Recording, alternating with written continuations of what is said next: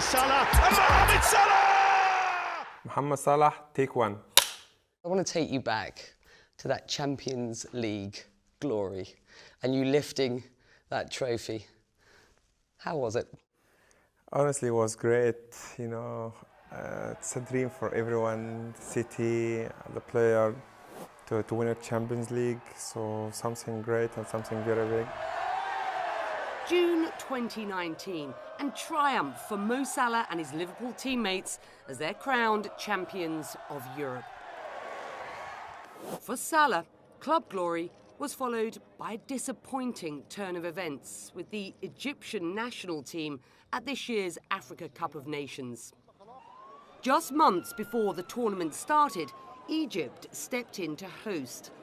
But the home turf advantage didn't help the Pharaohs, who flopped out in the knockout stages.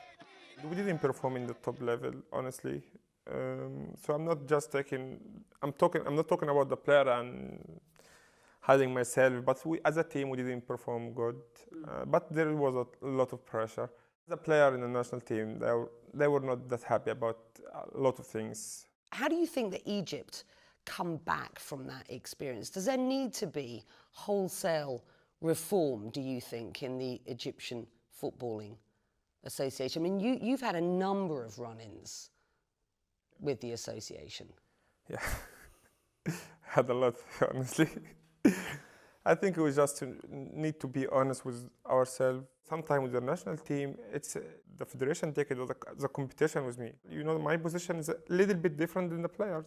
So not because I'm a star, but because also it's make me comfortable. For example, African nation, we were in a hotel, and the people comes to the hotel very easy. They sit downstairs very easy, which is not normal. We had one day off, and I couldn't go down from the room until 9:30. When I tried to go down, was like 200 person like that with me. And they say, why are you complaining? I complain because I'm a human being. I want to be with the players. Have you ever considered retiring from the national squad? It's so difficult. You know, I love this country from my heart. It's always in my mind. When I left Egypt, when I was 19 years old, it was always in my mind. Something pushed me forward to perform good, to be iconic for the kids, to be like dream for the kids, to be one day like me. It was in my mind. I want to be that person. So to retire from the national team is something huge for me. The lacklustre performance on the pitch was overshadowed by controversy off it. Early in the tournament, Egyptian forward Amra Wada was kicked off the team by Egypt's Football Association after allegations of sexual harassment surfaced online. But the 25-year-old was reinstated after key players, including Salah, seemed to offer him support on social media. Let's talk about the controversy over Amra Wada in the summer. Did your intervention help him get reinstated in the squad after he was initially suspended over allegations of sexual harassment? Absolutely not, because I'm not the national team captain, I'm not the team manager, I'm not the coach. Believe me, if I'm powerful, I could change a lot of things there. But I'm a player, but they just put it on me. Can we have a look at the tweet and remind our viewers what you said? Women must be treated with the utmost respect. No, you said, means no. Those things are and must remain sacred.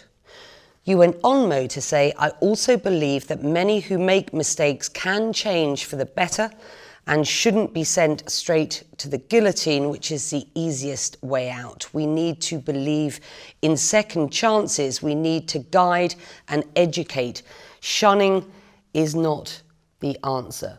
Let's remind ourselves, this wasn't the first time that Amra Wada had been accused of sexual harassment. What do you say to people who criticise that tweet you put out and say you're endorsing his behaviour? What I meant to say is that happened before and is happening now. So sexual harassment. Yeah, he has to get a treatment or rehabilitation. So that's just to make sure that it's not going to happen again. So let me be quite clear. Amrawada and others who are guilty of sexual harassment, you use the term need rehabilitating. Yes, what I mean is not someone in particular, but in general, they need rehabilitation and treatment for that.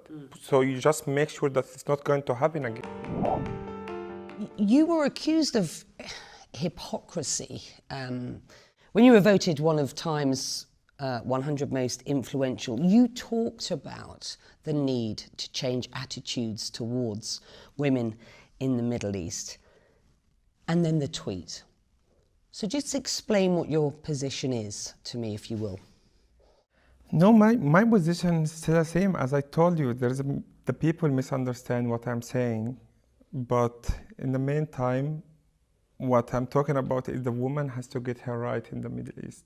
You are arguably one of, if not the most famous Arab in the world today. How do you use this platform to promote change? First of all, we have to accept that there is a problem.